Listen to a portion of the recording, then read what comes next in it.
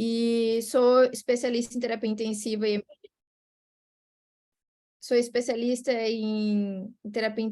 e e urgência e emergência. E também sou especialista em desenvolvimento e comportamento humano, que é uma coisa que a gente vem trabalhando bastante nos nossos cursos da Mental Health, que é o nosso diferencial hoje, né, Jonas?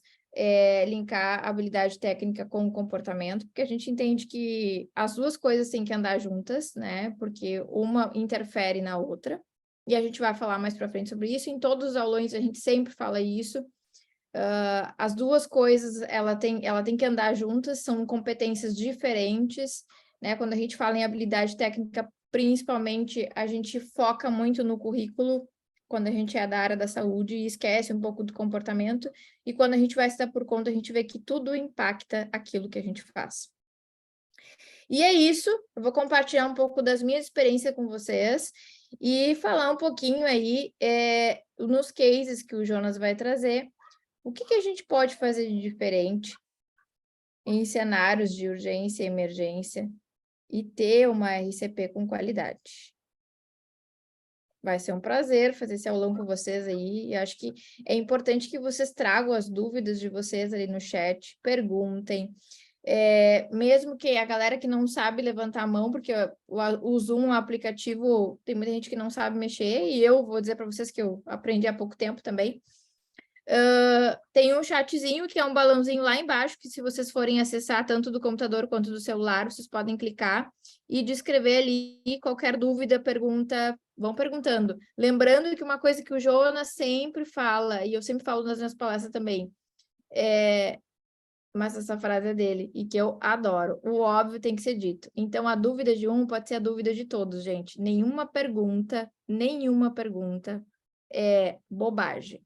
Tá? Perguntem, tirem as dúvidas de vocês, que a gente vai compartilhando aquilo que a gente sabe aí.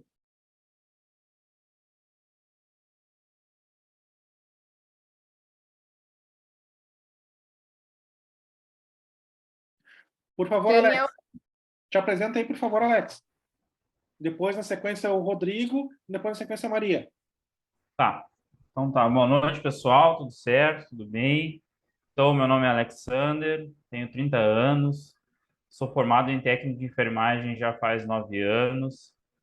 Eu tenho 8 anos e meio em experiência em UTI, então eu ainda atuo na UTI, mas hoje eu já não ocupo um cargo assistencial, eu trabalho junto com a gestão e a coordenação da UTI, gerando os processos assistenciais, cuidando da parte estrutural da UTI. Tenho um pouco de conhecimento em questões de APH e o BLS. Agora estou ingressando nessa parte de mentoria de carreira, essa parte comportamental, que é uma das qualidades que a Mentor tem, que não existe no mercado hoje. E faço parte dessa equipe maravilhosa que se propôs hoje estar aqui para poder dar esse aulão de RCP de qualidade para vocês, para poder tirar todas as dúvidas, uma troca de conhecimento, né? Toda vez que a gente ensina, também a gente aprende, tá? Espero que todo mundo goste e uma boa noite para todos.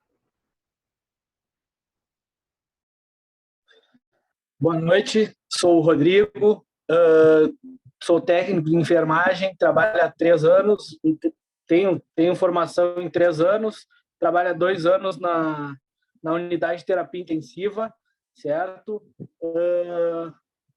E faço parte desse grupo da mentoria, né? Estamos trabalhando juntos aí, conforme o Alex, a Jade já falou, na questão de mentoria e também nos primeiros socorros, certo? E hoje estamos aí para dar esse aulão aí sobre RCP, né, de qualidade.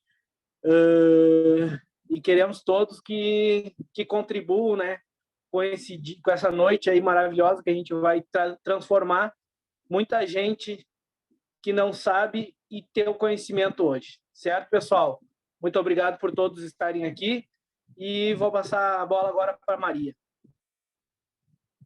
Oi, gente, meu nome é Maria Eduarda, tenho 19 anos, sou formada em técnica de enfermagem, recém-formada, não tenho experiência na área, nunca trabalhei em hospital. Trabalho hoje com a Mentor Health, como monitora dos cursos. Também sou a social media da empresa. E eu sou acadêmica de enfermagem. Então, estou no 2º semestre de enfermagem. E no futuro próximo, quero me formar e ser uma ótima enfermeira. E é isso aí. Espero que todos gostem. Preparamos com muito carinho esse aulão. Ótimo, Maria, muito bom. Então, gente, vou me apresentar para quem não me conhece. Meu nome é Jonas Correia, sou enfermeiro, sou especialista em urgência e emergência e terapia intensiva, sou professor da Unopar, né, sou tutor da Unopar e professor da parte técnica, tanto na parte prática quanto na parte de tutoria.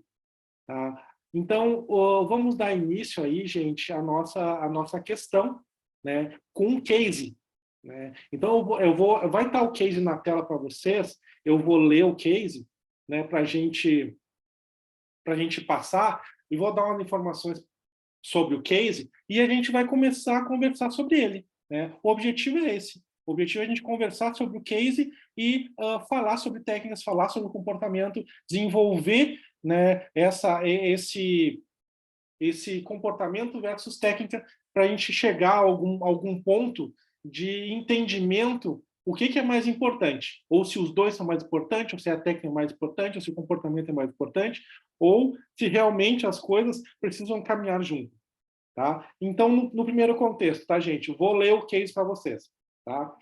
O senhor JAC, de 48 anos, do sexo masculino, que tem como doenças prévias hipertensão e diabetes mellitus tipo 2, né, é cardiopata isquêmico e foi admitido, né, foi internado no hospital em uma unidade de internação mais conhecida como enfermaria, né, unidade hospitalar de enfermaria.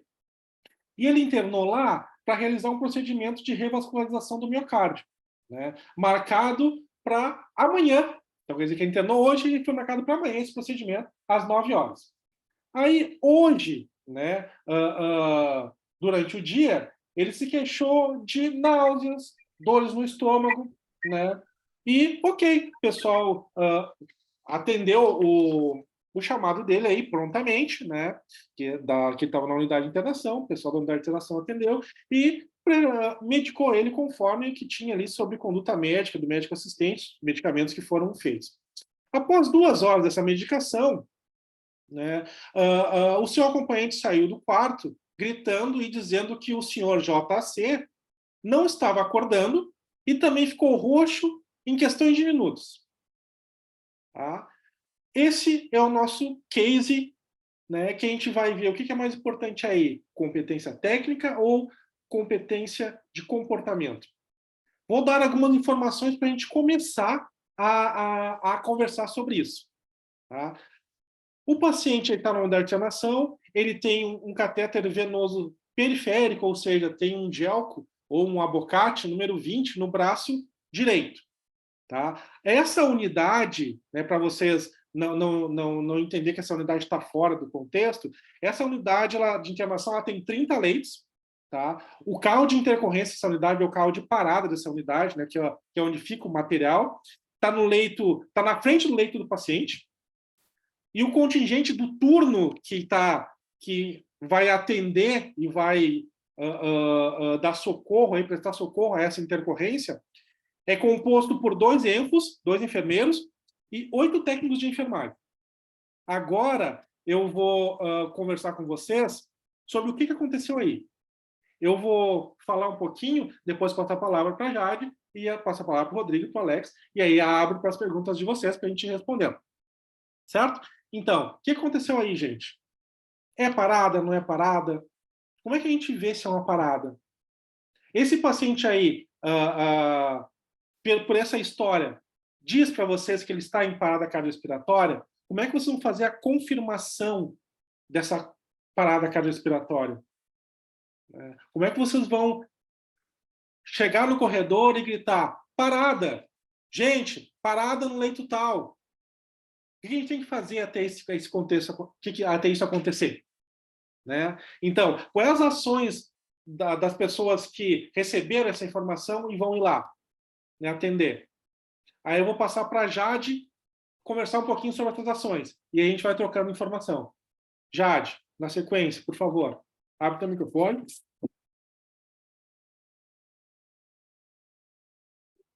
Então, gente, quando a gente se depara com um cenário como esse case,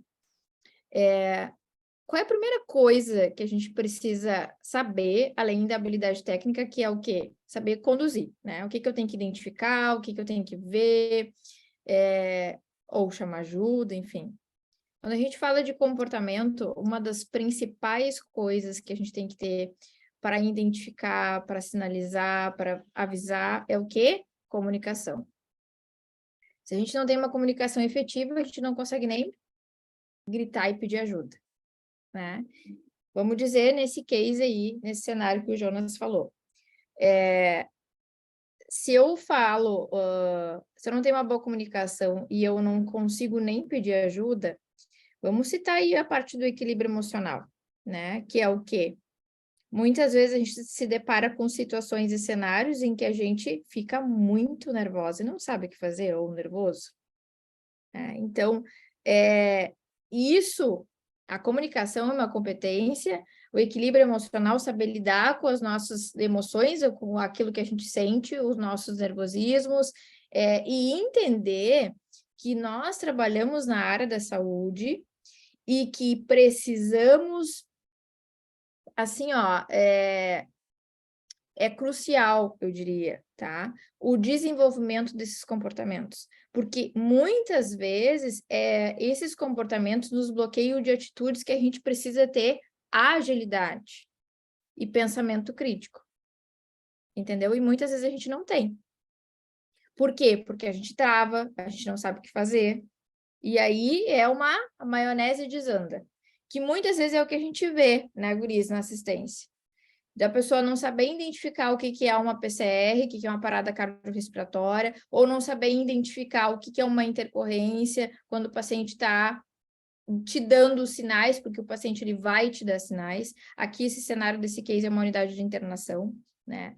Mas principais competências, eu acho que comunicação nesse cenário, né, Jonas? Pensamento crítico, isso é uma consequência, né? Mas no primeiro momento em que eu vejo, sou chamada, eu vejo aquele cenário, o que eu faço? Chamo ajuda, fico ali, não chamo ajuda, chamo a campainha, pego o telefone, chamo o colega no corredor, ou peço para o familiar chamar, entende? É muita coisa para pensar no mesmo momento. Então, ter esse planejamento, organizar, não, só um pouquinho, o que eu preciso fazer agora? E isso, gente, é frações de segundos, é agilidade, é pensamento crítico e é uma sucessão de coisas. E aí eu pergunto para os guris que estão na assistência agora, né? A gente já trabalhou juntos, mas vamos dizer o Alex e o Rodrigo, que está trabalhando em UTI. Quantas vezes... Aqui estamos falando de um cenário de internação, mas quantas vezes, guris, a gente pega cenários em que as pessoas estão há anos de casa ou na assistência, atuando na área, e não sabe identificar, e não sabe o que fazer, ou fica nervoso, porque teve poucas experiências quando a gente fala num cenário de intercorrência ou uma parada cardiorrespiratória. Muito, né? Levando em consideração a questão de tomada de decisão em relação com a parte comportamental, como ali a gente tem o paciente e o familiar, né? E nós, como os técnicos de enfermagem, a gente se depara com dois cenários, duas situações. Então, a nossa tomada de decisão perante a isso, ela vai ser crucial, hein? A pessoa que tem a questão do comportamento, a pessoa que é um profissional mais alta performance, que consegue entender que a gente precisa ter uma pessoa para atender o paciente e outra pessoa para atender o familiar, né? Então, muitas vezes o cenário se torna caótico porque ninguém sabe o que fazer e ninguém sabe tomar a decisão certa. Ou um fica empurrando para o outro. E dentro de uma UTI não muda muito. Isso aí é mais ou menos parecido. Às vezes a gente tem profissionais que estão 10 anos, 8 anos de casa e ainda assim, quando se deparam com esse tipo de situação, eles não sabem lidar. A primeira coisa que fazem é chamar o enfermeiro e eles saem do leito ou saem do boxe e a galera que está mais proativa que toma conta, né? E assim, né, Alex, quantas vezes a gente se depara com cenários em que todo mundo está fazendo a mesma coisa. Sim. Né? E não tem comunicação, não tem planejamento, e daí tu não sabe pedir ajuda, tá, mas não foi isso que eu te falei, e aí é uma bola de neve. Aí fica aquela bagunça e o atendimento é péssimo. Tá ótimo. Até a questão de muitas pessoas, né, para atender, às vezes, né, é tanta gente que ninguém tá fazendo nada. Exatamente. Então, Não é, Rodrigo? É verdade isso. O sistema é tão falho, né, que a gente tem que rever isso, porque isso aí é só estrutura de planejamento, né? No início do plantão, tu já aderir isso à tua equipe, né? Isso aí é planejamento e organização, né? Exatamente. Então, gente, eu queria deixar alguns pontos chaves para vocês, né, na questão de planejamento a nível técnico, tá? Olha só, primeira coisa, responsividade. Realmente o paciente não responde?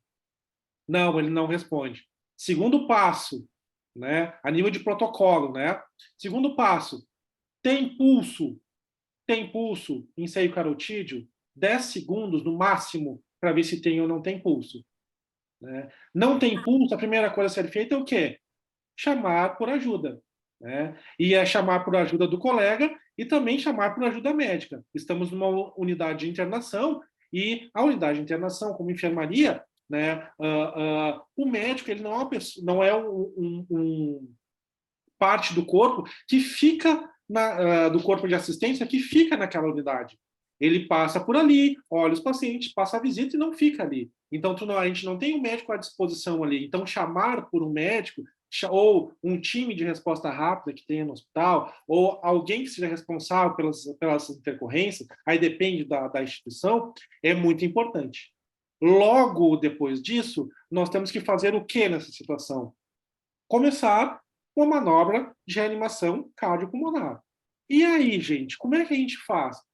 Né? Como é que o que a Jade falou sobre comportamento, sobre tomada de decisão, sobre como é que a gente alicerça isso? A gente alicerça como? Um raciocínio clínico, né? Um raciocínio de técnica. Mas se a gente não tiver essa tomada de decisão, o que a gente vai fazer? Se a gente não tiver esse comportamento, esses hábitos, né, que é oriundo do nosso comportamento, como é que a gente vai fazer? A gente vai começar a ICP sem chamar ninguém, sem fazer nada, de qualquer forma, né? E essa tomada de decisão de começar a ICP de qualquer forma, ela não é uma tomada de decisão assertiva, né? Ela é uma tomada de decisão simplesmente sem embasamento científico. Né? Vai lá, sócio, vai lá. Pode falar. Só um parênteses que tu falou da questão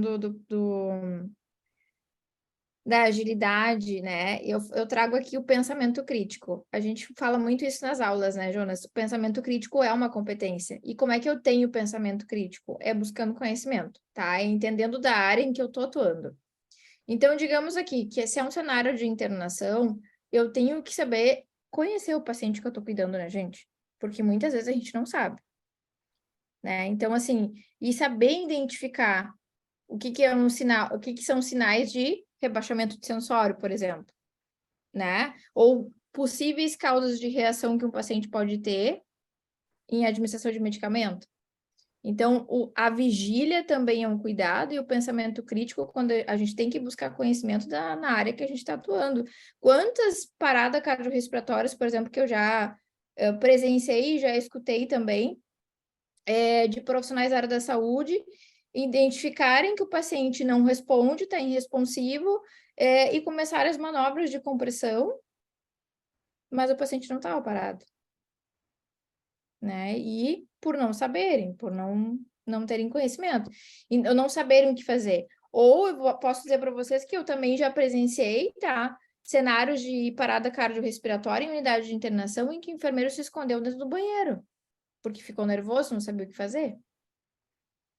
Então, assim, é importante a gente falar sobre isso, porque o nervosismo, ele é de todo mundo.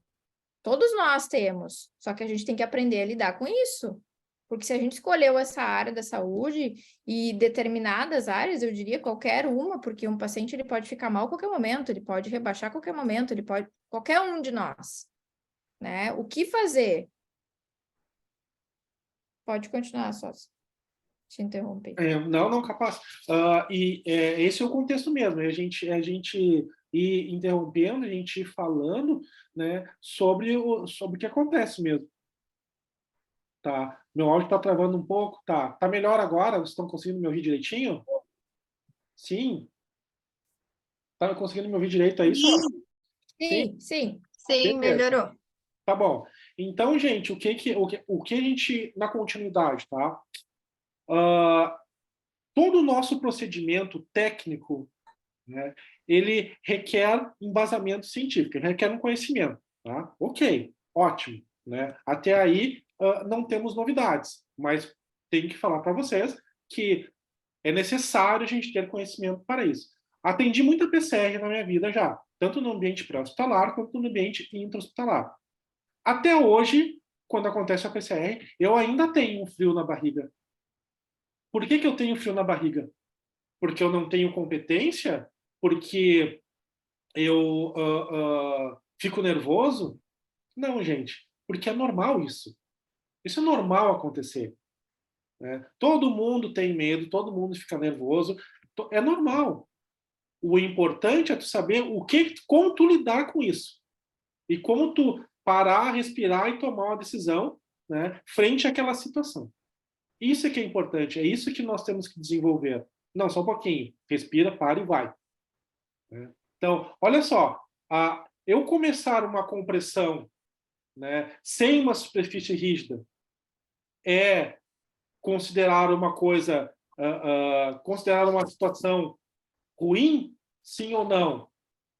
Se o carro de parado, o carro de cadeira estiver muito longe, sim, vou começar. O ruim é quando a gente começa as compressões sem uma superfície rígida embaixo, ou seja, comprimindo direto na cama hospitalar do paciente, né, que não consegue fazer uma compressão com qualidade, e permanecer fazendo isso durante 2 minutos, mesmo carro de parada, carro de intercorrência, já estando dentro do ambiente. Isso torna vocês, né, isso torna o atendimento de vocês, né, com pouca qualidade. Não, vamos fazer aqui um ciclo de 2 minutos, né, de suporte básico de vida, comprimindo e ventilando, sem a superfície rígida. Aí, quando acabar o ciclo de 2 minutos, a gente põe a superfície rígida embaixo. O que vocês acham sobre isso? É uma tomada de decisão assertiva? Com que base a gente tomou essa decisão? Com base da qualidade do nosso atendimento ou com base na qualidade do que a gente pensa que é melhor? Então, esse tipo de tomada de decisão e esse tipo de comportamento é que a gente tem que desenvolver, certo? Se eu não botar a superfície rígida embaixo o mais breve possível, obviamente a minha compressão ela não vai ter qualidade, porque eu não tenho como comprimir o tórax num colchão de densidade alta, densidade de 30 centímetros, por exemplo. Então, a minha manobra não vai ser eficaz, certo? Mesmo eu tendo, né, toda a força e jeito e técnica do mundo. Não vai ser eficaz, não vai ter qualidade. Então, esse tipo de pensamento crítico que a gente tem que ter conforme o atendimento. Né? Outra situação que eu quero levantar aqui é o local certo de fazer a compressão, né? A amplitude certa. O que é a amplitude certa? É tu baixar o tórax num adulto de 5 a 6 centímetros, né? E ter uma frequência, né? Um ritmo de compressão adequado. A gente gira aí num ritmo de compressão, e isso até a nível de treinamento para vocês, quando for se deparar com um simulador, né, um boneco que a gente tem na ICP, tem que fazer em torno de 30 compressões de 15 a 16 segundos. Esse é o treino, esse é o refinamento da técnica. Então, 30 compressões tem que estar de 15 a 16 segundos. Então, é assim que a gente treina, tá, gente? É assim que a gente treina. Depois, o binômio compressão-ventilação, né? A ventilação ela tem que estar adequada, né? A via aérea tem que estar aberta, o reanimador manual, que é mais conhecido como AMBU, né, pelo pessoal intra e pré-hospitalar, tem que estar funcionando. E aí eu quero passar, né, antes de concluir essa informação de equipamentos funcionando, eu quero passar a palavra para o Rodrigo e para o Alex, para eles falarem um pouco da experiência, né, de equipamentos funcionantes e equipamentos não funcionantes. Aí eu quero citar alguns equipamentos, né? Normalmente, o reanimador manual, se ele está funcionando ou não. Normalmente, o carro de parada, se tem material ou não, se está faltando ou não, né? Se tem conhecimento do carro de parada, se fez checklist do carro de parada, se tem oxigênio no carro de parada, está funcionando a parede de gases do hospital, que é crucial para a gente fazer uma aspiração, por exemplo, ou a gente ter o oxigênio que é necessário para conectar no reanimador manual, que é o AMBU, para a gente fazer uma ventilação de alta qualidade dentro do hospital, né? A gente tem o equipamento, a gente tem todo o equipamento. Então, eu queria passar a palavra um pouquinho para o Alex e para o Rodrigo, para eles falarem um pouquinho sobre, né, essa parte de material. Porque dentro do hospital, gente, as pessoas que mais checam o material, as pessoas que fazem mais em checklist, não é o enfermeiro, é o técnico de enfermagem. Tá? Eu só queria, antes de passar a palavra, ler uma coisa que a Andrea Marques escreveu aqui. Tá? Pensamento crítico é pensar além daquilo que eu estou vendo. Parabéns, Andrea. Isso aí mesmo. Quando a gente tem pensamento crítico, e a Jade fala muito isso, a gente se torna uma pessoa diferenciada. Diferenciada. Certo? Então, passo a palavra aí para o Rodrigo, né, para ele falar um pouquinho sobre equipamento e falha de equipamento por checklist, né, mau funcionamento. Fala aí. E para quem não conhece o Rodrigo é o abençoado, tá? O abençoado dos vídeos. Tá bom, gente? Fala aí, abençoado. Bom, pessoal, quantas vezes a gente já chegou numa intercorrência e aquele carro a gente abre, a gente revisa e procura e não acha material, né? Que está checado ali no checklist, né? E não está no carro. Quantas vezes a gente abre aquele carro lá e a gente está numa intercorrência e a gente necessita de algo e aquele algo não está no carro. Tem várias coisas que acontecem que não era para acontecer, né? Mas acontecem. Ambu furado, sem testar, parede de aspiração, que nem o Jonas falou, a gente vai botar um Kimpot, um oxigênio ali e a parede não está funcionando. Tem várias coisas que acontecem dentro do hospital. Desculpa te interromper, só explica para o pessoal o que é Kimpot. O Kimpot. Kimpot é o aspiração fechada, certo? Que a gente usa no hospital. É que tem muita gente que usa agora o frasco coletor, né? Vidro, que de aspiração. Só que no hospital que a gente trabalha com o Kimpot, mas tem o vidro de aspiração, né? Que a parede suporta a aspiração do paciente, mas a gente trabalha com aquele intuito que todas as paredes funcionem, né? Mas tem casos que acontece, a gente recebe paciente ali que necessita de aspiração e a parede não está funcionando. Aí aquela correria danada, né? Que não era para acontecer, que isso aí era para ser testado antes da chegada do paciente. Mas quantas vezes a gente já teve intercorrências de não analisar parede, de não analisar carro, de não verificar validade de medicação dentro do carro de parada. Isso aí acontece em vários hospitais. Mas não era para acontecer. Isso aí era uma coisa que é um checklist, né? Que isso aí era para ter tudo que foi checado no carro, né? Mas acontece várias vezes de não ter. E a gente começa a ter que improvisar, né? Vai na farmácia, abre outro carro, abre a caixa de intubação, né? Analisa o que está faltando, mas acontece, pessoal. E isso aí não é de um hospital nem de outro, isso aí acontece em vários hospitais. Mas, né? A gente tem que saber lidar, né, e ter o comportamento e a atitude na hora dessa intercorrência. Não correr, não se apavorar, saber conversar com o médico, porque na hora da intercorrência, eu acho que a gente tem que ter a calma, né, e a inteligência de saber analisar a causa. Então, a gente analisa, repensa e vê a atitude que a gente tem que tomar, certo? Vou passar a palavra um pouco para o Alex também, que eu falo demais. Tirando o gancho, levando em consideração o que o Rodrigo falou, né? Uma coisa que a gente aprende no curso técnico de enfermagem é fazer a análise do paciente tefalocaudal, né? Então a gente chega, a gente olha o paciente da cabeça aos pés. Só que a gente tem que ter a mesma percepção disso de fazer com o nosso leito, tanto de UTI, tanto na unidade de internação, tanto em todos os materiais que a gente tem dentro da unidade, né? Então a gente tem que verificar as paredes, né, de aspiração, as paredes de oxigênio, porque querendo ou não, quando o paciente vai ser entubado, precisa ter um aspirador funcionando.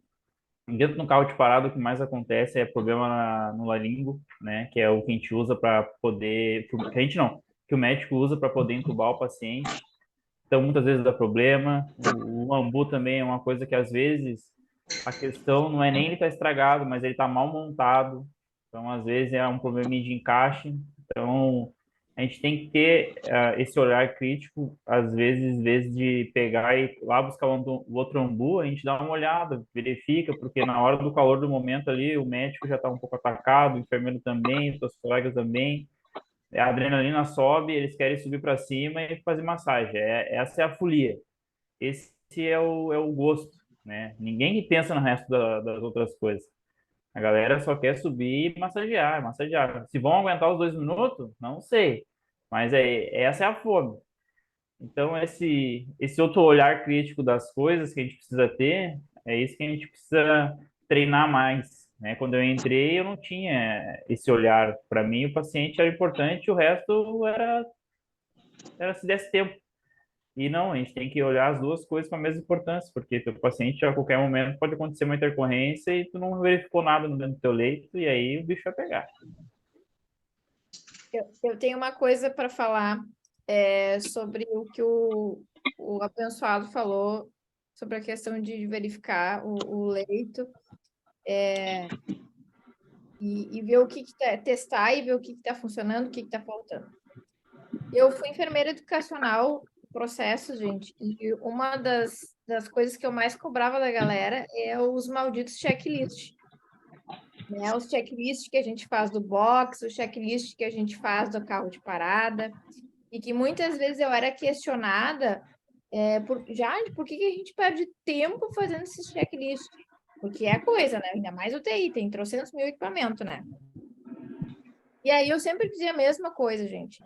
Esse checklist, isso aqui, essa conferência na chegada do plantão de vocês, não é para mim. É para vocês. Né? Começar um plantão e já te certificar de que tu tem todo o material disponível para começar a trabalhar, para se caso acontecer alguma coisa, tu ter recurso para fazer um atendimento.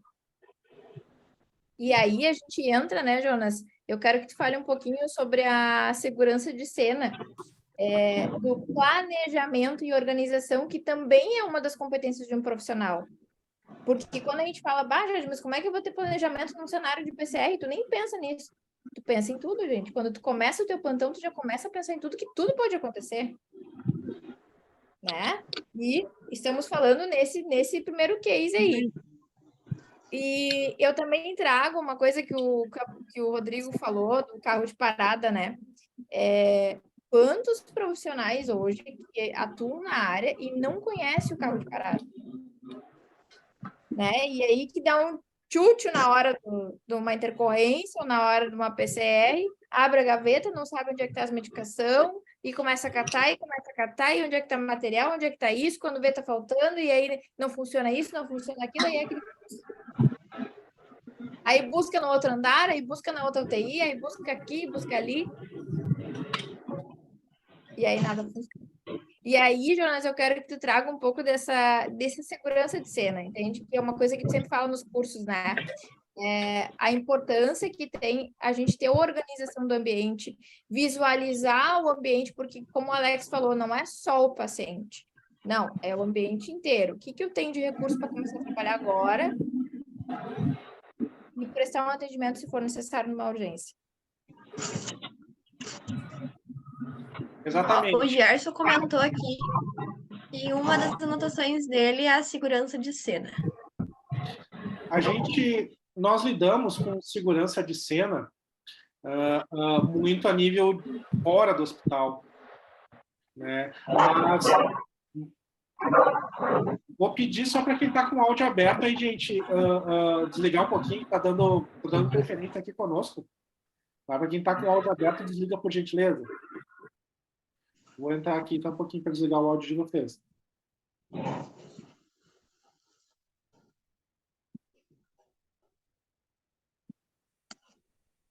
Beleza.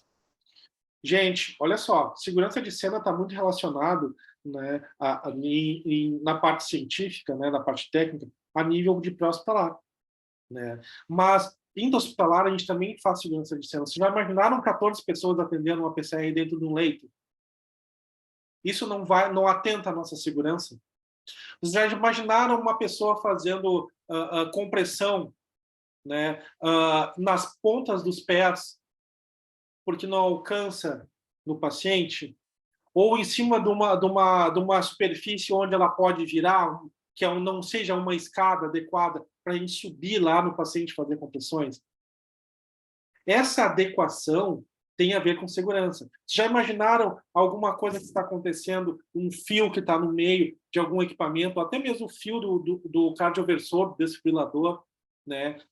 Que seja ali, as pessoas passam por um lado e simplesmente arrancam tudo, derrubam o cardioversor, às vezes até o cardioversor em cima do paciente, né? Do carro de parada para cima do paciente. Então, segurança de cena não tem a ver só com a gente simplesmente na parte pré-hospitalar, que a gente usa aquele contexto todo, né, de rua, né, e faz a segurança. A segurança de cena também está dentro do hospital, com toda a estrutura, com todo o planejamento. Então, o planejamento tem a ver com segurança de cena, né? Por onde as pessoas que estão fazendo a compressão vão entrar, por onde elas vão fazer a troca. Se tu vai fazer troca de pessoa que está ventilando o paciente com reanimador, tem que ter uma sequência, tem que ter um jeito, tem que ter um planejamento, porque senão as pessoas ficam se batendo. Quem vai sair tem que sair para um lado, quem vai entrar tem que entrar pelo outro, né? Quem vai estar fazendo ali algum outro procedimento também tem que se posicionar melhor. Então, a segurança de cena tem a ver com esses princípios, né? No pré-hospitalar tem algumas coisas a mais, mas segurança de cena também é feito dentro do hospital, né? No contexto de planejamento, no contexto de ajeitar o ambiente. Por exemplo, familiar dentro do leito de enfermaria. Tem como atender uma intercorrência dessa, um familiar dentro do leito de enfermaria? Como os guris falaram no começo ali. Tem que ter alguém que retire esse familiar e converse com ele. E acalme ele. Tem que ter alguém para fazer isso. Dentro da terapia intensiva, não tem familiar, mas na unidade de internação tem. Na rua também não tem pessoas? Tem pessoas na rua. Então, se alguém conhece aquela pessoa, vai querer chegar perto, vai querer, né, se envolver no contexto. Então, tem que ter alguém para retirar essa pessoa e fazer uma segurança das pessoas que estão atendendo. Senão, isso vai acabar fazendo que o ambiente de vocês fique tumultuado e aí a qualidade já sabe que ela diminui. Gente, a gente tem que entender que parada cardiorrespiratória, né, é um evento que a gente já está remando contra, né, a maré, e a ECP, se ela não for organizada, né, se ela for organizada, se ela for planejada, ela já é difícil. Se ela não for planejada, aí é o caos total. Por isso que muitas das pessoas de unidade de internação, e até mesmo às vezes de UTI e emergência, não gostam de atender PCM. Por quê? Porque a gente precisa ter micro hábitos para formar um hábito comportamental, né, para a gente atender da forma adequada, com qualidade. E isso, gente, é uma construção. Não adianta vocês fazerem suporte básico de vida em cardiologia, suporte avançado de vida em cardiologia, e não mudar os hábitos de vocês de trabalhar. O conhecimento, ele tem que influenciar vocês, ele tem que transformar vocês em questão de hábitos. Se tu tem o conhecimento, tu sabe que tem que mudar o teu hábito. Por quê? Tu tem conhecimento e sabe que daquele jeito ele não vai dar certo. Então, tu tem que mudar o hábito. Então, essa relação técnica versus comportamento, ela é de extrema importância no atendimento de uma intercorrência ou no plantão de vocês. Como a Jade fala com maestria, né, do pensamento crítico, o pensamento crítico é que vai tornar vocês diferenciados. É que vai propor para vocês aquela parte de reconhecimento perante as situações. Então, é sobre isso que a gente traz os cases para vocês entenderem. Que não é só vocês dominarem a técnica da forma mais precisa do mundo. E depois, quando tu for botar a técnica em prática, o que tu precisa? Tu precisa de pensamento crítico, tu precisa de comportamento, tu precisa de liderança, tu precisa de comunicação, de todas essas competências comportamentais, tu vai precisar para botar a tua técnica tão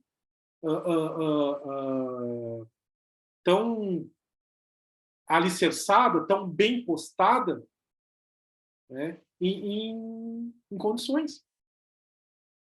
Né? Então, é esse tipo de situação que a gente precisa que os profissionais de saúde, principalmente na área da enfermagem, entendam.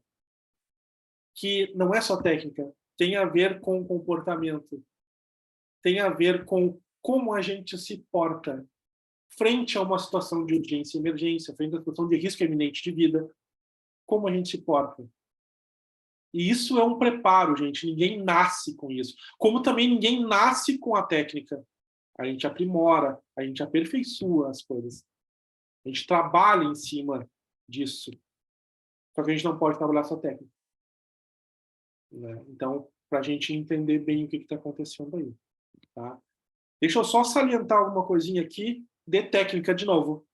Tá? E a Jade vai salientar depois do que eu falar de técnica, um pouco de comportamento. Gente, olha só. Existe um dispositivo que a gente usa para a melhoria da ventilação. Né? Aí vocês vão dizer assim, quando o médico chega, a gente usa um tubo orotraqueal que melhora a ventilação. Não é esse. Tá? O dispositivo que a gente usa para a melhoria da ventilação, e a gente usa tanto no pré-hospitalar quanto no intra-hospitalar, e na maioria das vezes, em suporte básico de vida, que é o nosso maior contexto aqui, eu não enxergo muito as pessoas usando. Né? Ela se chama cânula orofaríngea, mais conhecida como cânula de Guedel. Ela serve para fazer a abertura da via aérea, para não deixar a língua, aquela situação de estrutura da língua, fechar a via aérea. E aí eu pergunto para vocês, quem trabalha, quem é técnico de enfermagem, tem uma cânula de Guedel dentro do carro de parada de você, da unidade? Aí você diz, tem. Qual o número? Você sabe utilizar a cânula e quando utilizar e quando não utilizar? Vocês entenderam que isso é técnica, só que a decisão de vocês, né, de usar ou não usar e de ter um procedimento de qualidade é comportamento? Se tem e tem todos os números, por que não usa? Porque eu não conheço. Se não conhece, por que não conhece? Se tem todos os números da cânula, conhece, por que não usa? Então, esses hábitos é importante a gente entender que a gente precisa, né, modificá-los. A gente precisa melhorá-los. Então, eu vi que tem todos os números, tem adulto, eu sei como usa. Na próxima PCE, se for suporte básico de vida, eu vou usar. Vocês entendem que são micro hábitos que a gente consegue fazer uma mudança de um hábito provavelmente as pessoas vão te perguntar, olha só, por que tu usou esse dispositivo aí? Mas a gente tinha aí, a gente nunca usou, por que será que a gente nunca usou? E aí as perguntas começam a aparecer, e aí a gente começa a entender que a gente às vezes tem o material e a gente desconhece o material, aí entra naquela parte checklist, né? Vocês fazem um checklist, só que vocês não sabem para que serve o material. E isso é que é importante, isso é que é legal de trocar, gente. Vocês acham que eu já não fiz muito checklist na minha vida? Vocês acham que eu conhecia todo o material quando eu me formei? Não, gente, a gente vai conhecendo, a gente vai estudando, a gente vai melhorando, a gente vai evoluindo. A gente vai perguntando para as pessoas que a gente não sabe para que serve isso. Bah, eu não sei te dizer. Corre atrás, para que serve isso? Esse tipo de comportamento é que deixa vocês num nível de qualidade técnica e qualidade comportamental, né, que diferencia você das outras pessoas. Isso é que é importante. Vamos lá, sócia. Agora é contigo aí para falar alguma coisa sobre isso. Então, gente, acho que para a gente encerrar, antes que a gente vá para o segundo case, eu gosto de dizer o seguinte: quando a gente fala de comportamento e habilidade técnica, a gente fala de o profissional alta performance, né? A gente está constantemente melhorando a nossa performance. E o que acontece geralmente hoje? As pessoas se acomodam, ou acham que sabem tudo sobre aquela determinada área e não precisa saber mais nada, né? Isso é muito comum na área da saúde. E a gente não pode ser assim, porque a gente se depara com cenários como esse e o que acontece? Muitas vezes se torna um caos, porque eu não tenho especialização, eu não sei o que eu estou fazendo, ou eu faço as coisas e não tenho responsabilidade, não sei da consequência que aquilo pode ocasionar ao paciente, ou até mesmo ao cenário, né? Então, assim, reparem que quando, por exemplo, a gente fala de planejamento e organização, o quanto é importante a gente ter a organização do nosso plantão, ter o planejamento, né? Chegar, fazer as conferências, ver se tem todos os recursos para a gente começar a trabalhar, e se não tem para eu buscar. A gente tem que estar sempre 1, 2, 3 passos na frente.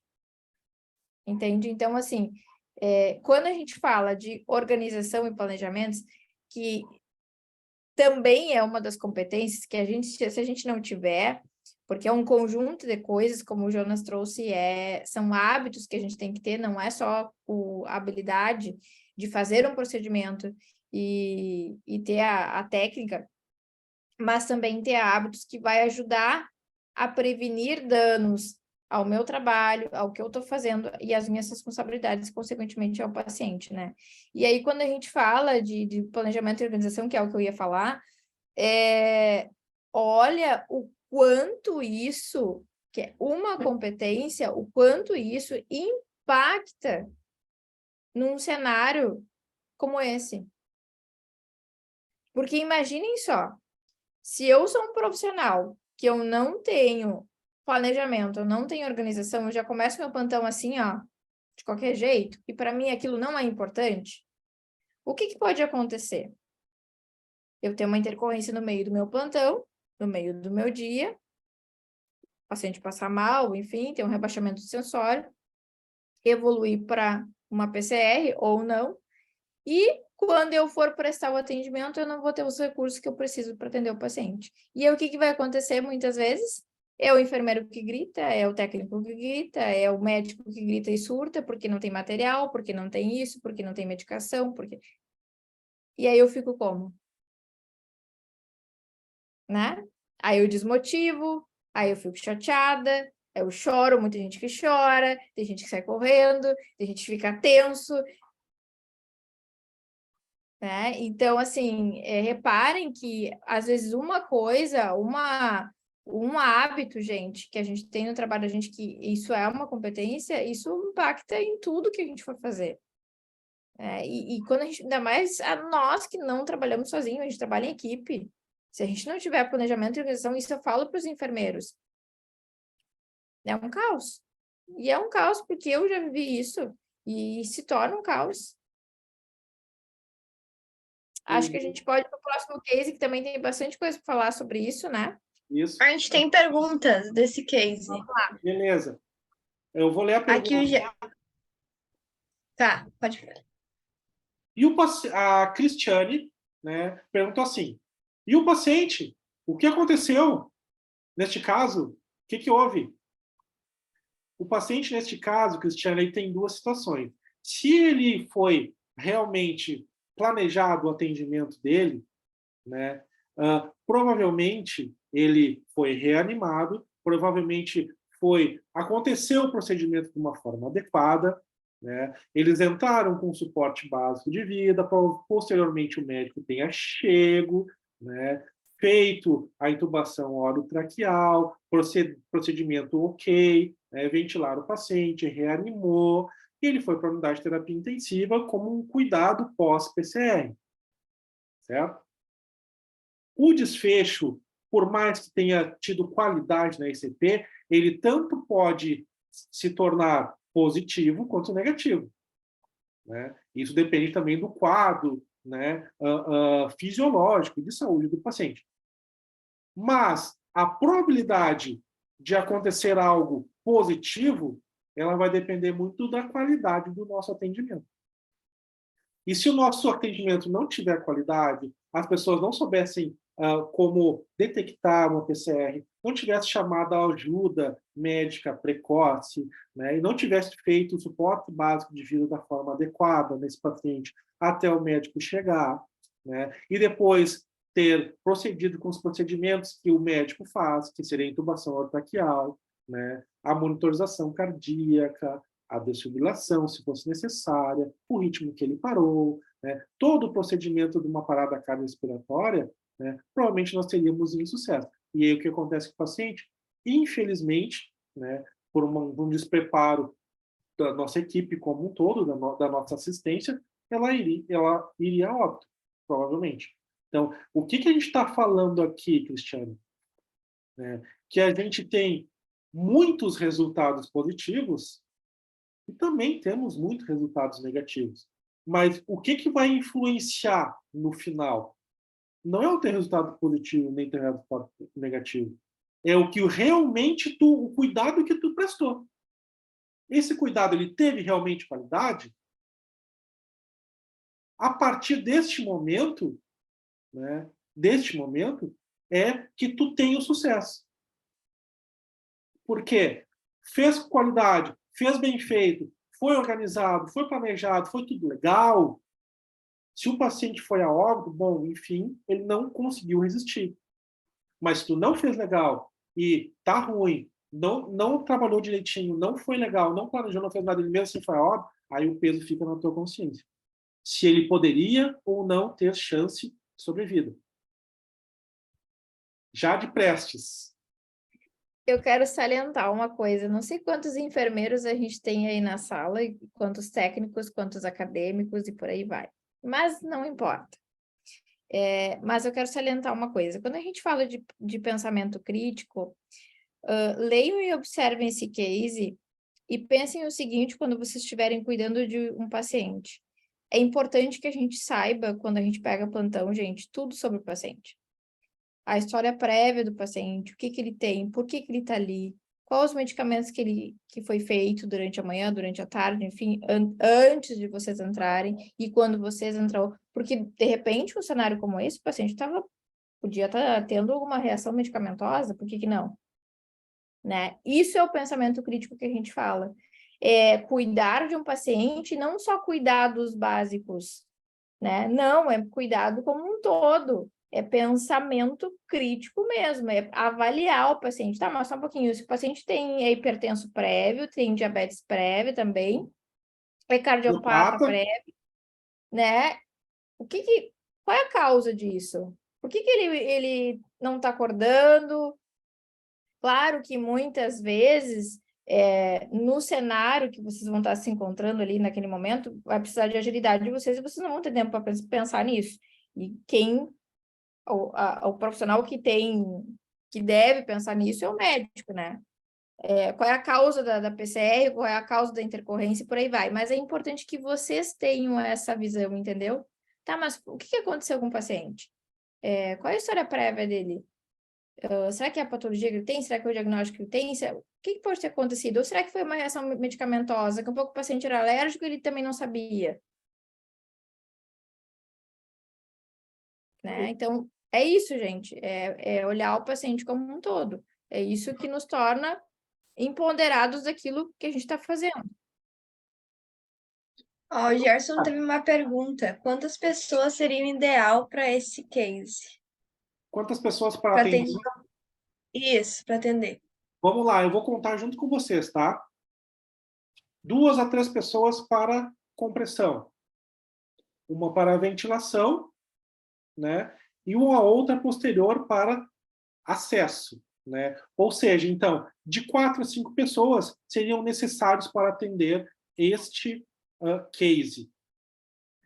Aí uma pergunta que vocês deviam estar pensando agora, assim, bem legal, bem interessante, que faz parte do raciocínio crítico. Por que a gente tem... eu falei para vocês que a informação que eu falei para vocês era que o contingente total dessa unidade, aí de 30 leitos, eram 8 pessoas. Por que a gente vê o contingente total da unidade atendendo uma PCR? Provavelmente, neste contexto, Gerson, estariam os 8 funcionários atendendo essa PCR. Inclusive, os 10, né? Porque são 8 técnicos e 2 enfermeiros. Os 10 estariam nesse contexto.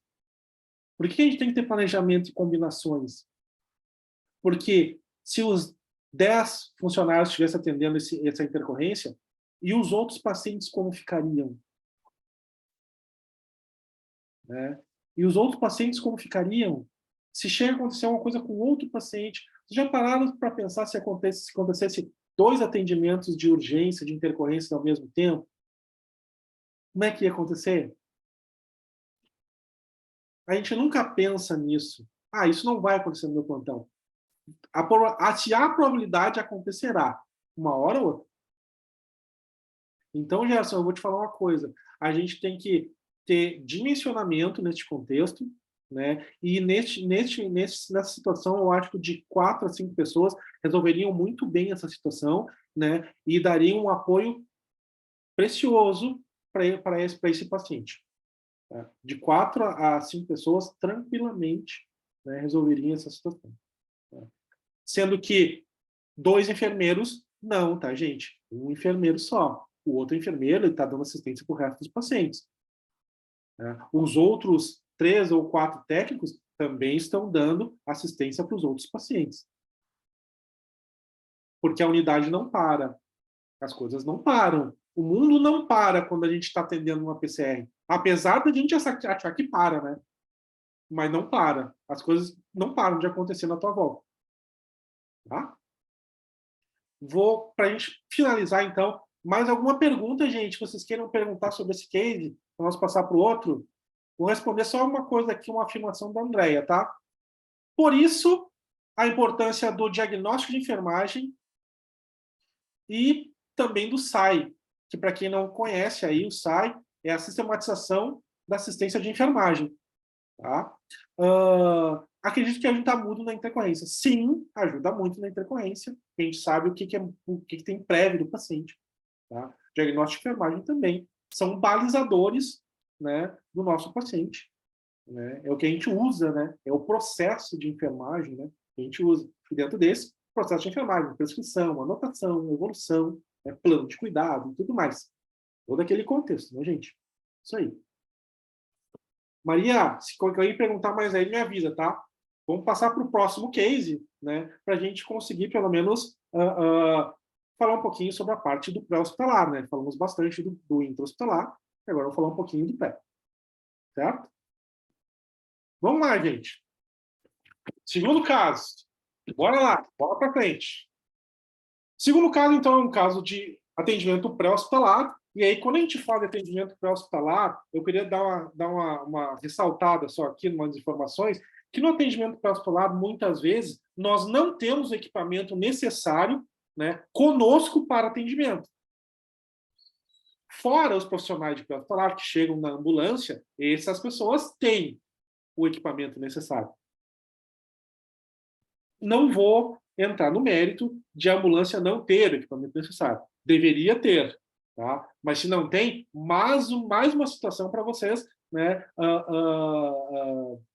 ficarem alerta, né? A ambulância, quanto à unidade de internação, quanto à emergência, quanto à UTI, também tem checklist, também tem material carga, né? Também tem quantitativo de coisas, só que tem um agravante. Qual é o agravante? Se faltar na minha ambulância, eu tenho onde correr para pegar? Eu vou ali na unidade do lado pegar que ele tem. Ah, não, eu vou ali, eu sei que no bloco tem. Ah, não, eu sei que na farmácia tem. Na ambulância não tem. Se não tem na tua ambulância, tu esqueceu, gente, aí deu ruim. Tá? Vamos pro que é isso, tá? São informações para passar para vocês. Vamos pro que é isso.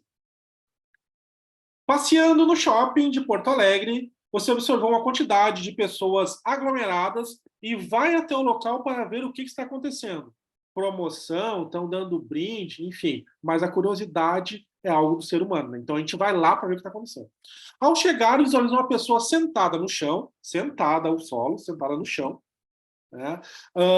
Com a fisionomia de dor. Vocês olham para ela assim, a fisionomia de dor, está doendo. E realmente ela está suando, né? E está pálida. Vocês veem que ela está descorada, né? Não tem cor. Ao se aproximar para ajudar essa pessoa, porque vocês têm o métier da ajuda, porque se não tivessem o métier da ajuda, não quisessem ajudar alguém, vocês não estariam aqui agora 9, 11 da noite nos ouvindo, né? Então, ela desmaia. E a pessoa que está junto também entra em pânico e também desmaia. Certo? Aí você, que realizou a capacitação de suporte básico de vida conosco na Mentor, né? E em cardiologia, né? o SBVC e o BLS conosco em cardiologia, como é que você procede? O que você faz fora do hospital? Tu é um técnico de enfermagem, tu é um enfermeiro, o que tu faz fora do hospital? Como é que tu agiria fora do hospital? Né? Então, essa é a situação. Aí nós podemos aproveitar algumas situações do outro caso. Né? Vou dar uma dica para vocês. Podemos começar por segurança de cena. Né? Obviamente, vocês têm várias pessoas aglomeradas, vocês têm 2 vítimas. Primeira coisa que vocês têm que pensar é na segurança de cena. E para vocês pensarem nisso, para vocês ajudarem a pessoa, vocês têm que pensar na segurança de vocês antes. Né? Então, cuidado. Fora pensar na segurança de vocês, você tem que entender 2 pessoas. Então, obviamente, você precisa de ajuda. Então, antes de a gente falar, eu passar a bola para a Jade para falar um pouquinho de comportamento fora do hospital, né, eu quero dar 2 passos para vocês. Primeira coisa a ser feita, segurança de cena. Segunda coisa a ser feita, avaliar se esse paciente, a responsabilidade desses 2 pacientes. E aí eu tenho uma informação para dar para vocês sobre a responsabilidade desses 2 pacientes. Um desses pacientes, o paciente 1, assim que vocês chamam por ele, senhora, senhor, ele acorda. O outro não acorda. Certo? Próximo passo, posteriormente a isso.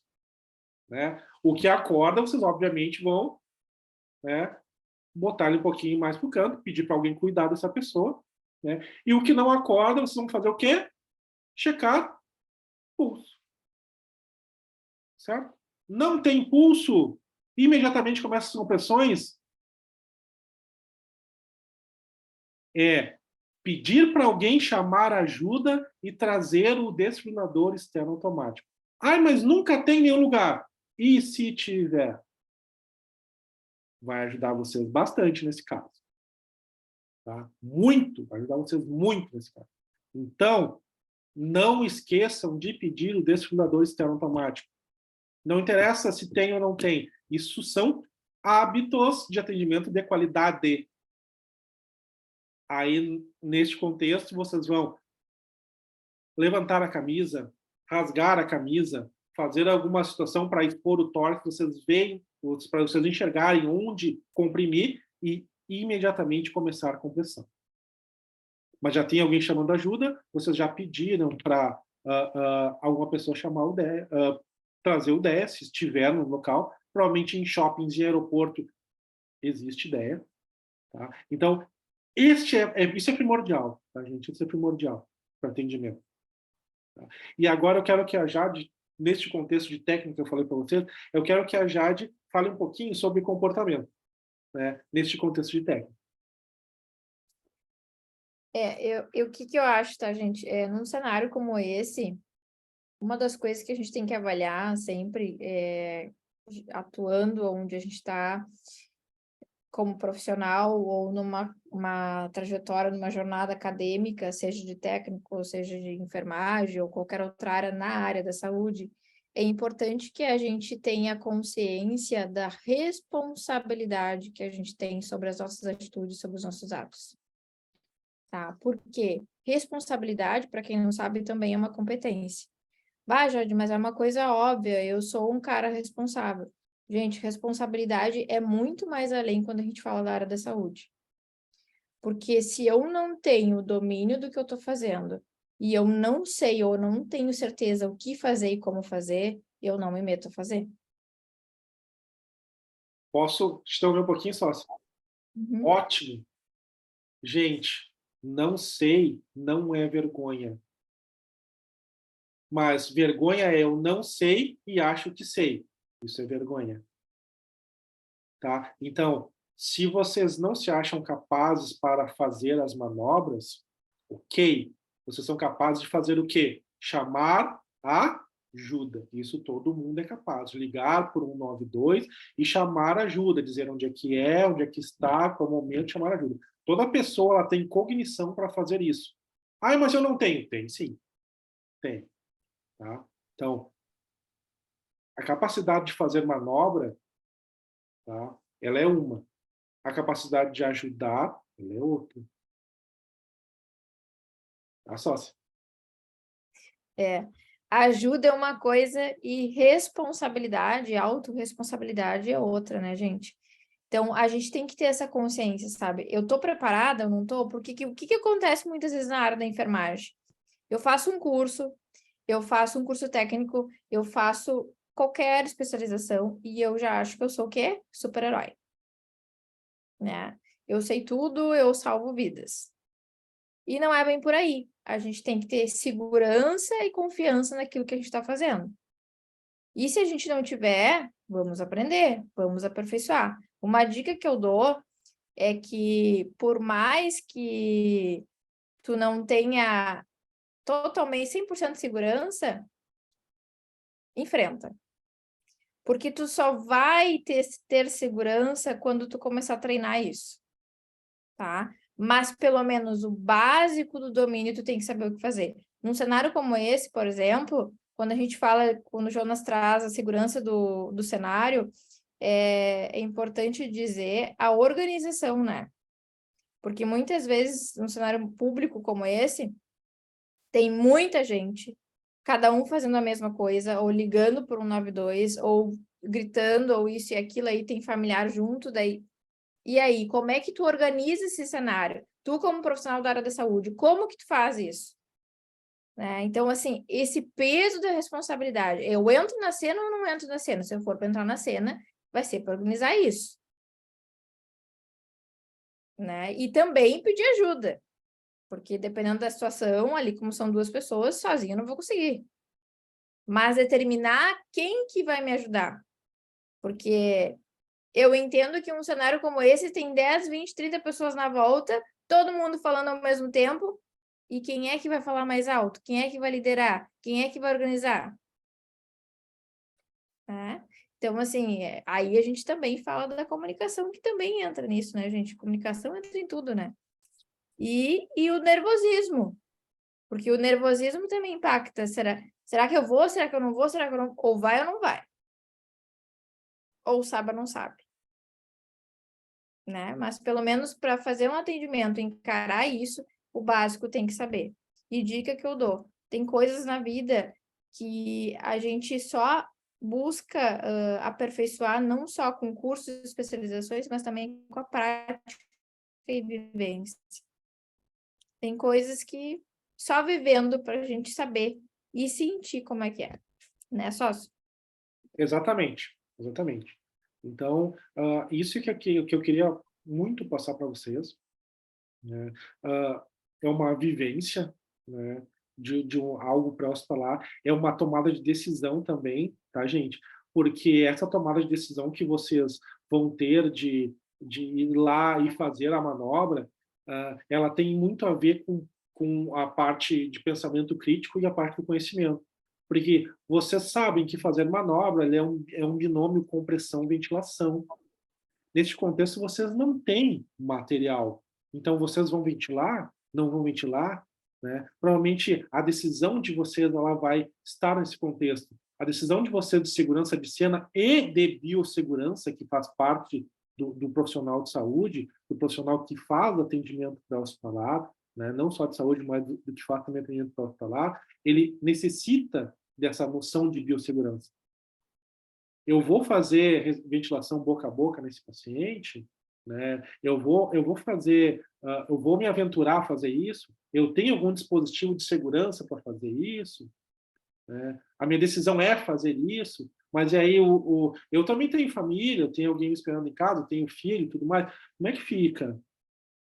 Né? Como é que fica o resto? Como é que fica o posterior? E aí entra aquela situação que a Jade falou eu vou salvar vidas. E a tua vida? Quem é que salva? Né? Enfim, então, essa tomada de decisão no ambiente pré-hospitalar, ela é muito à flor da pele. Né?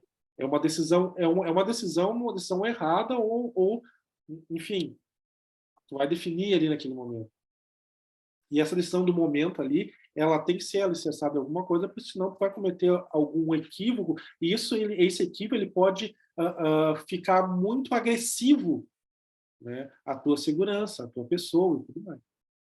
É importante isso, vocês entenderem que o ambiente hospitalar ele é diferente do intra-hospitalar, né? E a gente tem menos equipamento, muito menos equipamento, tá? Tô esperto, Maria. Sei que o Gerson fez uma pergunta. Valeu. Vou responder para o Gerson aqui a pergunta, tá, gente? No chat. Neste caso, temos que ter a responsabilidade, pois muitas pessoas vão dar ideias positivas ou negativas, mas a decisão é única nesse caso. Sim, a decisão é única, a decisão é de quem resolveu ajudar, tem capacitação para ajudar e a partir daí vai organizar. Palpites, né, e faz assim, faz assado, isso vai ter em tudo quanto é lugar. Inclusive no intra-hospitalar, gente. Tá? Intra-hospitalar. Então, a organização faz parte disso. E é muito importante vocês entenderem esse tipo de situação. E assim, né, Jonas, eu falo da responsabilidade num cenário como esse, porque tu tem muitas pessoas leigas na volta, né?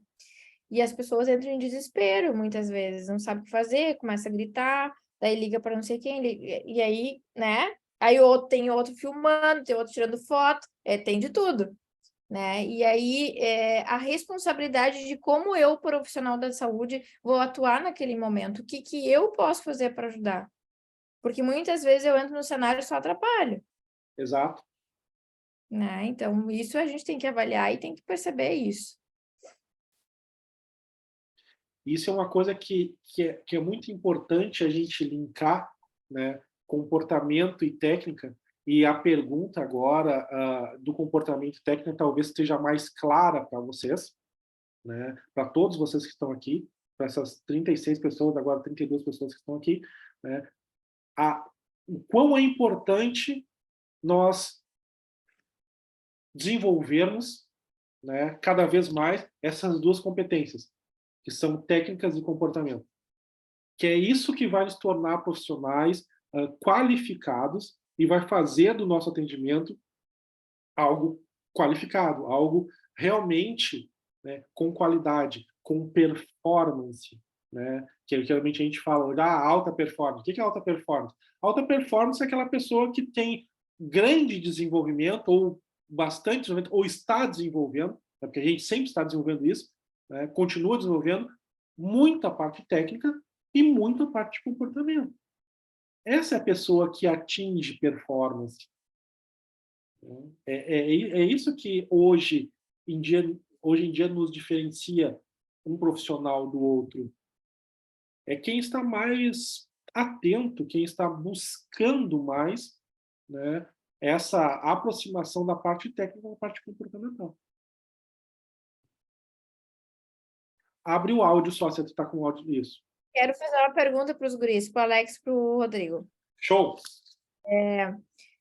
Guris, eu quero que vocês digam para a galera se isso tudo que eu e o Jonas a gente está falando, da parte de habilidade técnica, comportamento, e colocar isso tudo em prática, porque na teoria tudo é muito lindo, maravilhoso, né? Mas como colocar tudo isso em prática, né? Como que vocês enxergam isso e como que vocês colocam esses comportamentos, esses novos hábitos e na prática, na assistência, no procedimento, nas técnicas, no plantão, no dia a dia? Faz sentido isso? Não faz?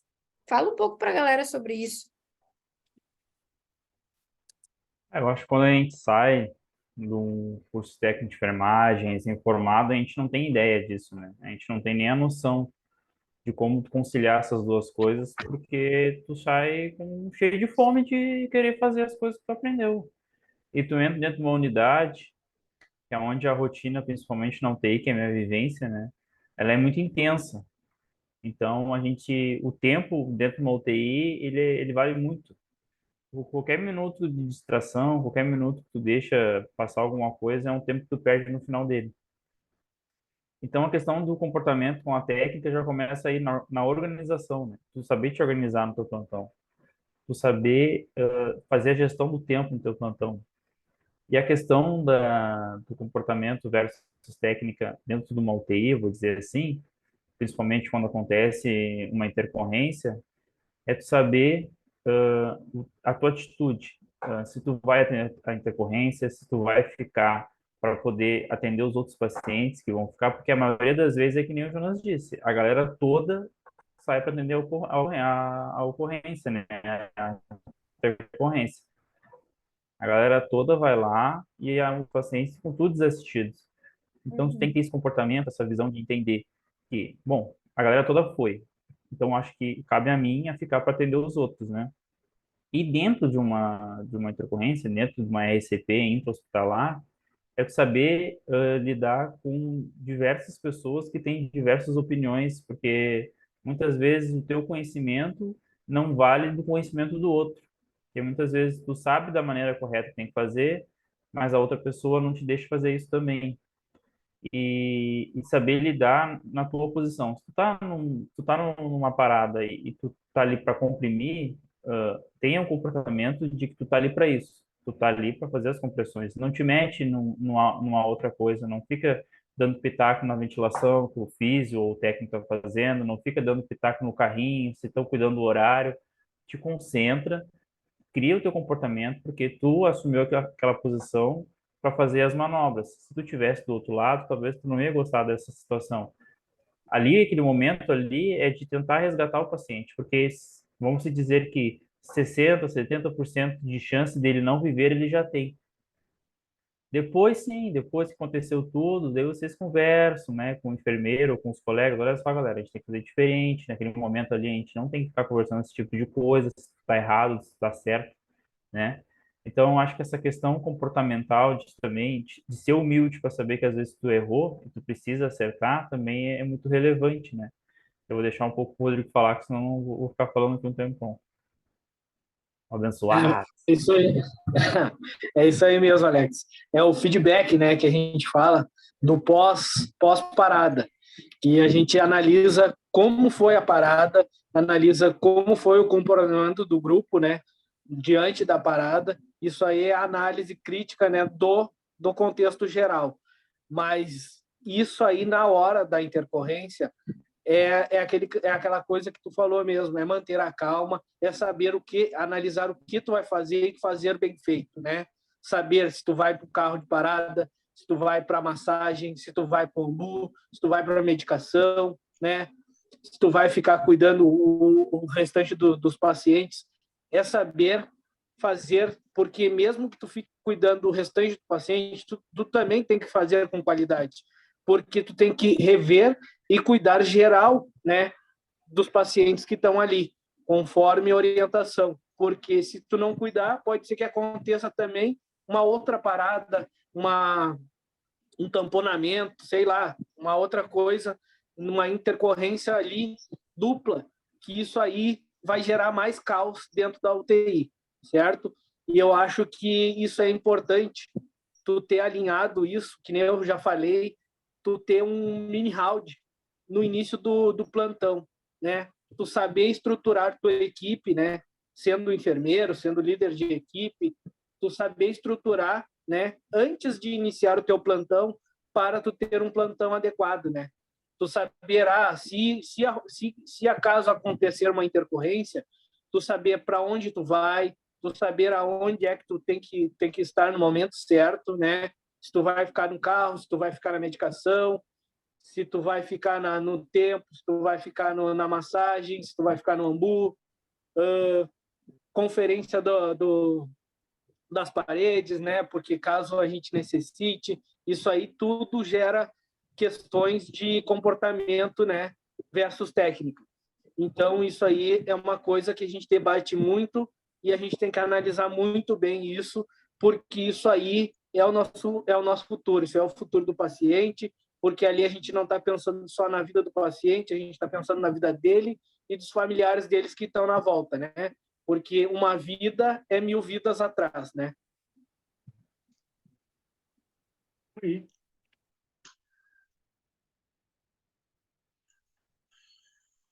Perfeito, abençoado, ótimo. Então, gente, sócia, uma coisa mais. Não, acho que os guris encerraram muito bem. Isso tem que fazer sentido, né, Jonas? A gente tem que botar isso tudo na prática, né? Por isso que eu gosto de perguntar para eles, porque eles estão atuando agora. Então, se isso tudo que a gente traz como trajetória, nas nossas vivências, o conhecimento que a gente tem, é porque, de alguma forma, isso impacta muito, gente. E é isso que nos torna o que a gente chama de profissional alta performance, né? Que é aquele cara que tem um diferencial. Aquele cara que se destaca em qualquer lugar que ele vir a trabalhar. E também vai ser aquele cara que vai ter um leque de oportunidades e opções aí no mercado de trabalho. Gente, olha só, eu queria fazer um convite para vocês, tá? Que a Mentor tá fazendo agora, dia 18, tá? Vocês viram que a gente trabalha muito com uma dinâmica diferente, né? Uma metodologia diferente, né? Que é unindo aí a parte técnica com a parte comportamental. Dia 18 de março, né, agora, nós estamos fazendo um curso de suporte básico de vida em cardiologia, tá? Unindo essa metodologia. Tá? Ou seja, fazendo que a gente vivencia tudo, a gente ponha na prática. Né? Fazendo que aquela técnica seja ali agregada ao nosso comportamento. Então, quero fazer o convite aqui para vocês, tá? Para participar deste curso, tá? Que toda a informação desse curso, né, a gente pôs lá na página do Instagram da Mentor, né? A gente tem um celular da Mentor lá, que é o WhatsApp, que está no link da bio ali, só tu clicar ali, pedir informações sobre o curso, a gente vai mandar material para vocês deste curso, divulgando, né, momento e dia. Vai ter um curso agora dia 18, que é um suporte básico de cardiologia, BLS, e outro dia 25. Tá? Então, são 2 cursos no mês de março, né, para vocês terem a oportunidade aí e buscar esse conhecimento que a gente está falando para vocês aqui com muito mais musculatura. Vão ser 8 horas de curso, um sábado inteiro, que a gente vai conversar muito sobre procedimento técnico e muito sobre comportamento. E vamos treinar isso em situações que nem a gente trouxe aqui para vocês, em casos, em cases. Né? A Maria, o Rodrigo, e o Alex são monitores nesse curso. Eles vão fazer as oficinas, acompanhar vocês nas oficinas práticas do curso, né? Eu e a Jade, nós somos instrutores desse curso, né? Mesclando parte técnica com comportamento. Tá? Então, queria que vocês participassem, perguntassem. Nós estamos com uma condição bem significativa para a parte de pagamentos, tá? Bastante desconto a nível de Pix, bastante desconto a nível parcelado. Então, se vocês tiverem interesse, gente, em fazer esse curso, em ingressar conosco nessa nova metodologia, né, entre em contato conosco, né, demonstre esse interesse, que um jeito de vocês fazerem, nós vamos dar, tá? Porque a gente está ingressando nessa área para realmente tentar melhorar essa parte, principalmente na parte da enfermagem, tanto intra-hospitalar quanto pré-hospitalar. Tá?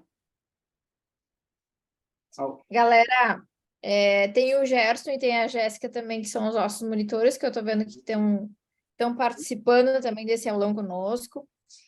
O que eu tenho para dizer para vocês? É que se tudo isso que a gente conversou e vem conversando nos nossos aulões, para quem nos acompanha, tanto em Instagram, quanto no nosso canal, quanto nos nossos vídeos, se isso faz sentido para vocês na prática, e para quem está ingressando agora também na sua trajetória profissional na área da saúde, e também quer alavancar a sua carreira, ter mais conhecimento, e tem empoderamento que está entrando na área da saúde, né? Tem que ter conhecimento no que vai fazer.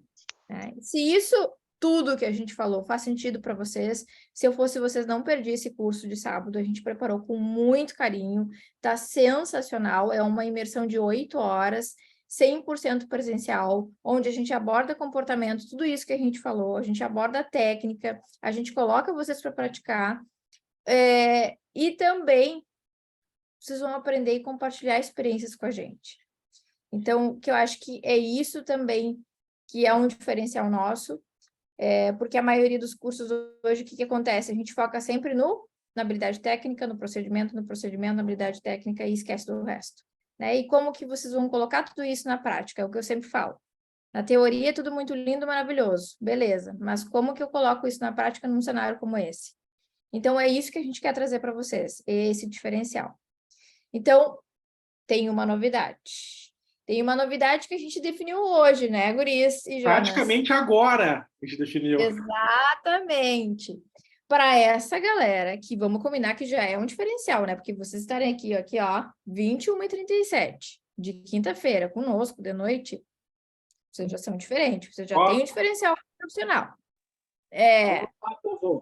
Então, assim, ó, para essa galera que está nos assistindo neste aulão, a gente vai fornecer para as primeiras pessoas que se inscreverem, entrarem em contato lá no link da bio, no Instagram, que tem o nosso telefone lá, para as primeiras 5 pessoas que entrarem em contato conosco, para se inscrever no curso do dia 18, na semana que vem, para as primeiras 5, vai ganhar uma sessão de mentoria conosco, falando sobre o quê? Direcionamento de carreira, individualmente, certo?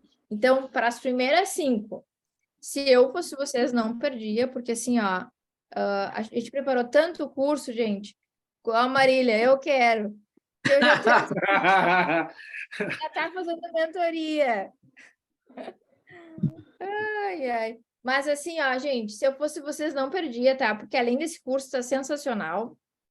Como eu disse para vocês, a gente preparou com muito amor e carinho e a gente vem preparando e planejando isso.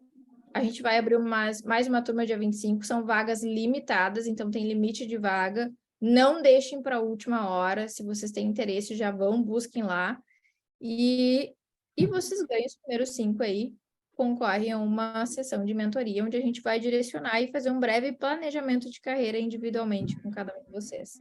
As primeiras 5 pessoas. É isso, guris? Vou contar só uma historinha para finalizar. Olha só, gente. Se 2 pessoas se cruzam e trocam um pão, uma sai com um pão e outra sai com outro pão. Certo? Se 2 pessoas se cruzam e trocam conhecimento, ideias, no mínimo, tu vai sair com 2 ideias cada um. Então, vem com a gente. No mínimo, você não sair com 2 ideias totalmente diferentes, totalmente alicerçadas para alavancar a carreira de vocês. No mínimo, vão sair com 2. Mas eu garanto que vão sair com muito mais de 2. Com certeza. Vão sair com a cabeça doendo de tanta coisa que vai acontecer. Vai sair fritando de tanta coisa que vai acontecer. Muitos verdade. pensamentos. E aí, meu filho Alex, quer finalizar? Bom, galera, é o seguinte, eu já venho de uma trajetória que eu já fiz vários cursos, tá? E depois que eu encontrei, não, que eles me encontraram Oh, e mostraram a metodologia deles de ensino com essa questão que a gente fala bastante, que a gente frisa bastante, que é a técnica e o comportamento andando lado a lado. Eu garanto para vocês que nenhuma escola de Porto Alegre, Canoas, nenhuma das regiões metropolitanas daqui tem essa inovação, esse novo método essa metodologia, tá? Que é uma metodologia inovadora que eles criaram, que a gente ajudou a criar a partir depois que eles montaram o primeiro corpo, né, de metodologia, que faz a gente não só fazer a técnica, não só robotizado, né? Sobe para cima, comprime, ventila, tem pulso, não tem, que é aquela coisa que a gente sempre bate nisso, a gente sempre bate nisso. É diferente, faz nós pensarmos, faz a gente ter tomadas de decisões diferentes, faz a gente ter visões diferentes dos casos clínicos dos pacientes. Então, às vezes, a gente só aprende a técnica e não se detém o que tem atrás da técnica. O que que fez aquilo acontecer com o paciente. Então, e essa é a nossa metodologia diferenciada. Vocês vão começar a tomar gosto por isso. E garanto, depois desse primeiro, vocês vão querer fazer todo o resto dos cursos que a gente for fazer, viu? Fala, Gerson. É isso. Tá bom? Quer falar alguma coisa? Então, deixa eu... Quero sim. É o seguinte, como eu já conheço vocês já há um tempo e tudo, né? E quem está nos assistindo, queria dar só uma observação. Eu estou para desconhecer ainda, do modo em geral, a diferenciação desses cursos que nós futuramente iremos dar e no qual eu participo, porque assim dá para a gente ver que questão de mentoria, eu não vi ninguém ainda se habilitando nisso, entendeu? E teve poucas pessoas que fizeram isso. Então, eu acho que vai ser um diferencial aí bem grande. Vale a pena. Show de bola. isso aí. Show de bola, Gerson. Galera, antes da gente encerrar, vamos ligar as câmeras para a gente tirar uma foto? Bater foto. Jonas, fecha tua tela. Feito! Liguem as câmeras aí que a gente tem que bater uma foto bem bonita disso aí que vai para a página. Grande Teco, obrigado pela presença, irmão Andréia, Sol. Valeu, galera. Muito obrigado aí pela presença. Olha só, Ariane, Vale ouro, pela presença. Regina, tudo bom? Gente, muito obrigado. A foto vale ouro. Meu nome. Tu tira para nós aí, A foto Maria. milhões. Tu tira para nós aí, Tá Maria. vendo todo mundo? Eu não tô conseguindo ver. Tem que ser 2. Isso. Tirar duas. Tem uma galera. Tem que ser 2. Eu não tô conseguindo ver todo mundo. Tá, eu tiro daqui, então. É isso. Peraí.